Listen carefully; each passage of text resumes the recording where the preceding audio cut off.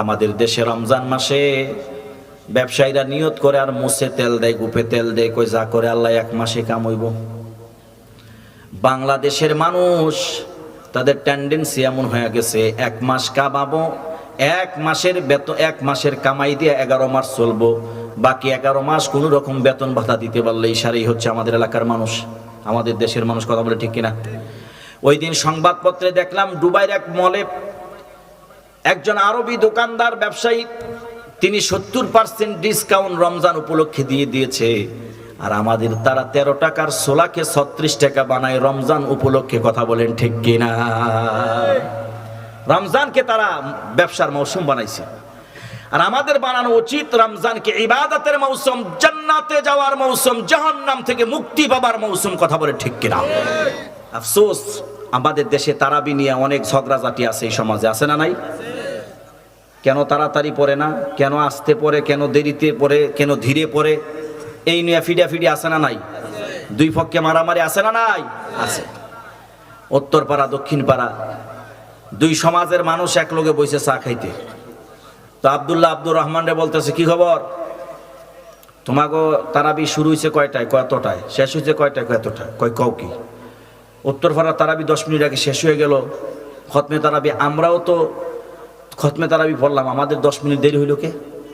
এখন শুরু করে দিছে চিল্লাপাল্লা, কি সভাপতি মসজিদের কমিটি হয়েছে, কি হুজুর রাখছে, এত তাড়াতাড়ি কইরা পরে মাজা ধইরা যাই রে, গেলাম রে, মরলাম রে।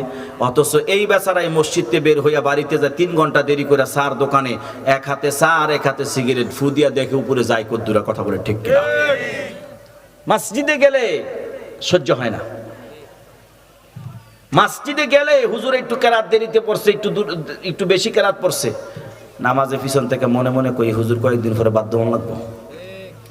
মনে মনে কইতেছে, আজকে মনে হুজুরের আসার পরে দাওয়াত নেওয়ার লেগে লম্বা কেরাত ধরছে।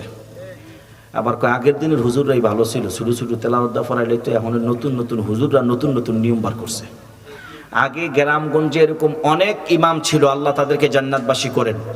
সে সময় এত আলেম, এত হাফেজ, এত মুফতি মুহাদ্দিস ছিল না। কথা বলে ঠিক কিনা? কোনো রকমে কোরআন পড়তে পারতেন, তারা যতটুকু পারছেন ততটুকু দিয়ে পড়াইছেন। এখন অধিকাংশ ইমাম, হাফেজ, আলেম, মুফতি, কথা বলেন ঠিক কিনা, তারা জানে কোন রাকাতে কোন ওয়াক্তে কতটুকু তেলাওয়াত করতে হবে, সে অনুযায়ী পড়ে। কিন্তু আপনারা অনেক আগে পড়েছেন, ঠিক আছে আমার ভাই, নামাজে দাঁড়াইলে আপনার এত যন্ত্রণা, এত কষ্ট কেন হয়? কারণ নামাজ হচ্ছে আল্লাহর সাথে সাক্ষাতের জায়গা। কথা বলে ঠিক কিনা? নামাজ আল্লাহর সাথে সাক্ষাতের জায়গা। রমজান মাস আসছে, আপনারা বেশি বেশি নামাজ পড়েন, তেলাওয়াত করেন, রুকু করেন, সেজদা করেন, সময় দেন। আপনার এই রুকু সেজদাগুলো অনেক দামি হয়ে যাবে। কথা বলে ঠিক কিনা? বাবা মারা গেছে, সম্পদ আছে, 2-4টা গরু আইনা 40 কইরা খাওয়াই দিছেন, মনে করছেন জান্নাতে চলে যাবে। এত সহজ দুনিয়া? আপনি দুনিয়ায় বেঁচে থাকা অবস্থায় আপনার সেজদার এত দাম, একটা সেজদার এত দাম, তামাম পৃথিবী যদি বিক্রি করে মানুষকে খাওয়ান, এত দাম হবে না, এত মর্যাদার হবে না। এই জন্য আল্লাহর চিনো, সেজদা করো, রুকু করো, আল্লাহর সাথে সম্পর্ক কায়েম করো, কোরআন পড়ো, সন্তানদেরকে কোরআন পড়াও। অনেক মুরব্বী যুবক এখানে আছেন, হয়তো অল্প করে পারেন, ছোটবেলা পড়েছিলেন, এখন আর পারেন না। আমি বলি এই রমজানে অন্তত পক্ষে 15-20 মিনিট করে সময় দেন। ভাই, আমিও ওয়াজ টান দিয়া, সুর দিয়া বিভিন্নভাবে বলতে পারি, বলি, কিন্তু আমার কাছে মনে হয় অল্প কিছু সময় আপনাকে এখানে কাঁদানোর চাইতে এমন কিছু কথা, এমন কিছু আলোচনা, এমন কিছু বক্তব্য যদি বলি, যেই কথাগুলো প্রতিনিয়ত আপনাকে যন্ত্রণা দিবে যে আসলে তোমার নামাজ সুন্দর হওয়া দরকার, তোমার নামাজ পড়া দরকার, তোমার কোরআন পড়া দরকার। হ্যাঁ, যদি আপনার বিবেকে যন্ত্রণা দেয়, আর আপনাকে যদি বারবার তাহাজ্জুদের মুসল্লায় যায়, নামাজে নিয়ে যায়, আর আপনি যদি আল্লাহর চিনতে পাইরা প্রতিদিন কাঁদেন, আমার ওই জিনিসটা দরকার। কথা বলে ঠিক কিনা? আমার বন্ধুরা, ভাইয়েরা,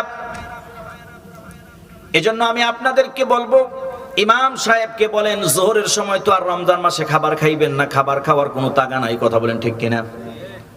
আমাদের দেশে রমজান মাসে ব্যবসায়ীরা নিয়ত করে আর মুছে তেল দেয়, গুপে তেল দেয়, কই যা করে আল্লাহ এক মাসে কামাইব।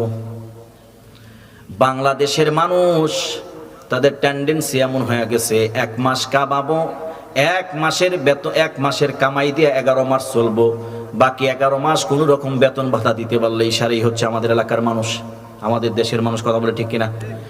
ওই দিন সংবাদপত্রে দেখলাম দুবাইয়ের এক মলে একজন আরবি দোকানদার ব্যবসায়ী, তিনি 70% ডিসকাউন্ট রমজান উপলক্ষে দিয়েছে। আর আমাদের তারা 13 টাকার ছোলাকে 36 টাকা বানায় রমজান উপলক্ষে। কথা বলেন ঠিক কিনা? রমজানকে তারা ব্যবসার মৌসুম বানাইছে, আর আমাদের বানানো উচিত রমজানকে ইবাদতের মৌসুম, জান্নাতে যাওয়ার মৌসুম, জাহান্নাম থেকে মুক্তি পাবার মৌসুম। কথা বলে ঠিক কিনা? এজন্য আমার ভাইয়েরা, আমি আপনাদেরকে বলছি, ইমাম সাহেবকে বলেন, ইমাম সাহেব হুজুর যতটুকু পারেন একটু পড়েন না বাবা। আমরা জেলখানায় ছিলাম একসাথে, 2 জন 2 রুমে থাকতাম, মানুষের সুবিধার্থে যেন ইমামতি করতে পারি। আজকেও এক ভাইয়ের সাথে সাক্ষাৎ করতে গেলাম, জিজ্ঞাসা করলাম নামাজ পড়ো কার পাশে, কার পিছনে? কয় কোনো হুজুর নাই। এই মুসল্লিদের মধ্যে বা জেলখানায় যারা আছে তাদের মধ্যে থেকে যে ভালো সে পড়ায়। অথচ আমাদেরকে হয়তো স্মরণ রাখবে, গত রমজানে পুরা জেলখানাটার মধ্যে একটা আনন্দ কাজ করছে।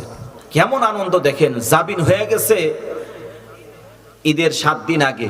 এখন মুসল্লিরা চিন্তা করতেছে, অর্থাৎ কারাগারের ভিতরে যারা ছিল তারা চিন্তা করতেছে, যদি হুজুর জায়গা তারাবি পড়াম কার পিছে, 2 দিনের ভিতরে যদি হাইকোর্ট থেকে কাগজ আসে তাহলে বের হয়ে যাব, শুক্রবারও বের হয়ে যাওয়া যাবে। যখন শুক্রবার বের হইলাম না, নামাজের পর জুমার পরে একজন বলতেছে, হুজুর মনে কিছু না নিলে একটা কথা বলতাম। আমি বললাম বলেন। হুজুর আমি কিন্তু আল্লাহর কাছে দোয়া করছি আপনি যেন ঈদের আগে জেল থেকে বের না হইতে পারেন। আপনি তো আলহামদুলিল্লাহ কইতাছেন, জেলে গিয়া থাকেন একটা দিন, 1 বছর মনে হয়। আমি কইলাম ইন্না নিলে এটা কি কয়, মনে মনে আগেই কয়ে রাখছে হুজুর কিছু বলা যাবে না। তো কইলাম ভাই একদিন 1 বছর জেলখানায় মনে হয়, আর সবাই সবার জন্য দোয়া করতেছি যে যখন পারে বের হয়ে যাক, আর আপনি বলতেছেন আমি যেন জেল থেকে বের না হই ঈদের আগে, এটা কোন ধরনের কথা কইলেন? জেল খাটতে খাটতে লম্বা হয়ে যেতেছি, আর আপনি কইতেছেন হুজুর দোয়া করছি। হুজুর সত্যি করে বলি, 48-50 বছর বয়স হয়ে গেছে, 30টা রোজা প্রতি বছর রাখছে কিনা সন্দেহ আছে। 5 ওয়াক্ত নামাজ পড়ি না আবার তারাবি, 5 ওয়াক্ত নামাজ পড়ি না আবার তারাবি। হুজুর আপনারা 13 দিন আগে আইছেন, শফিক সাহেব হুজুর আরো কয়েকদিন আগে আইছে, তাদের বয়ান বক্তৃতা শুই না। এবার আমরা যেভাবে নামাজ ধরছি, রোজা রাখতেছি, তারাবি পড়তেছি, হুজুর 23টা হয়ে গেছে। চিন্তা করতেছি যদি আপনি বের হয়ে যান গা, তারাবিটা পড়াম কার পিছে, না জানি তারাবি মিস হয়ে যায় নাকি, আবার না জানি রোজা ভাঙ্গালাই কিনা পেটের খিদায়। এই জন্য হুজুর আল্লাহর কাছে দোয়া করতেছি যে না আপনি ঈদের পরে যান, আইছেন যখন থাইকেই লাইছেন কয়েকটা দিন, আর কয়টা দিন থাইকেই যান। হুজুর যেইভাবে কোরআন শিখা শুরু করছেন, সবার হাতে তো কায়দা নাই, তো এভাবে বসতে বলতাম, পড়েন আলিফ আলিফ আলিফ, পড়তো আলিফ আলিফ বা বা, এভাবে করে শিখাচ্ছিলাম। 10টা সূরা মশক করাচ্ছিলাম। হুজুর ইফতারের পূর্বের মুনাজাত, হুজুর তাহাজ্জুদের নামাজ, হুজুর এত সুন্দর আপনাদের তেলাওয়াত, আপনাদের বয়ান, বক্তৃতা, মুনাজাত, ইস্তেগফার, তাহাজ্জুদের নামাজ। হুজুর বিশ্বাস করেন জেলে আসি কষ্ট, কিন্তু কষ্ট মনে হচ্ছে না। অন্ততপক্ষে রমজান মাসটা যেন সুন্দর কাটাইতে পারি। জীবনে অনেক ভুল হয়ে গেছে, গুনাহ হয়ে গেছে, হুজুর এইবারের রমজানটা আপনার পিছনে যেন 30টা তারাবি পড়তে পারি, এই জন্য দোয়া করছি। আমার ভাইয়েরা, আমার বন্ধুরা, নিজেকে একটু চিন্তা করেন। উন্মুক্ত আছেন, মৃত্যু হয়ে গেলে সব শেষ। এজন্য আমি মনে মনে জেলখানা থেকে বলে আসছি যে প্রতিটা মানুষের একবার হইলেও জেলে আসা উচিত। সে বুঝা যাবে কারাগার আসলে কিয়ামত কি জিনিস, হাসরের ময়দান কি জিনিস, কিছুটা বুঝা যাবে। প্রতিটা মানুষের দরকার। বাইচা থাকবেন, উল্টাপাল্টা করবেন না। কিন্তু আমাদেরকে জেলে নিছে কি কারণে? আমরা নাকি উস্কানিমূলক কথা বলি। তো ফাঁসি দিল আলহামদুলিল্লাহ, কারণ আমরা জানি আমরা আল্লাহর জন্য কাজ করছি, কোনো মানুষকে উল্টা পথে চালাচ্ছি না, আল্লাহর পথে চালাবার কথা বলি। কথা বলি ঠিক কিনা? আমার ভাইয়েরা, আমার বন্ধুরা, এজন্য আপনাদেরকে বলি দুনিয়ায় থাকতে একটু বুঝেন। আপনার কোরআন পুরোপুরি হেফজ করে ফেলতে হবে, হাফেজ হইতে হবে। আপনি কোরআন ভালোভাবে আমার মতো করে পড়তে হবে, ইমামের মতো পড়তে হবে তা না। এই রমজানের আগ থেকে শুরু করেন, কালকে থেকে ইমাম সাহেব হুজুরকে বলেন, হুজুর আমরা 10 জন 15 জন একসাথে হয়ে গেছে, হুজুর হুজুর আপনি আমাদেরকে প্রতিদিন জোহরের নামাজের পরে 10 থেকে 20 মিনিট সময় দিবেন। ভাই 30টা দিন চোখ বন্ধ করে, অর্থাৎ একটু সহ্য করে পড়তে থাকেন, আমি বিশ্বাস করি এই উসিলায় আল্লাহ তাআলা আপনার জীবনের গুনাহ মাফ করে দিতে পারে। কারণ কোরআন এমন এক মর্যাদার জিনিস, এর সাথে যারা সম্পর্ক জোড়ায় আল্লাহ তাদের মর্যাদা বাড়ায় দেয়। সুবহানাল্লাহ। আপনি কতবার আপনার মায়ের কোরআনের গিলাপটা পরে রইছে, আপনি তুইলা চুমু খাইছেন, কথা বলেন ঠিক কিনা? আপনার দামি শার্টটা ধরেন নাই, কারণ ওই কোরআনের গিলাপের মর্যাদা বেড়ে গেছে এই জন্যে, তার সম্পর্ক কোরআনের সাথে। যে কারণে আপনার শার্টটা 700 টাকা গজ, 500 টাকা গজ কাপড়, ওই শার্টটা মাটিতে পড়ে রইছে, আর ওই দিক দিয়ে কোরআনের গিলাপ পড়ছে। আপনি শার্ট না ধরে আপনি কোরআনের গিলাপকে ধরেছেন, শুধু ধরেন নাই, চুমু খাইছেন, মুখে লাগাইছেন। কারণ কি? এই মাত্র কয়েক টাকার গজের কাপড়টার মর্যাদা এত বাড়লো কেন? কারণ তার সম্পর্ক কোরআনের সাথে। কথা বলেন ঠিক কিনা?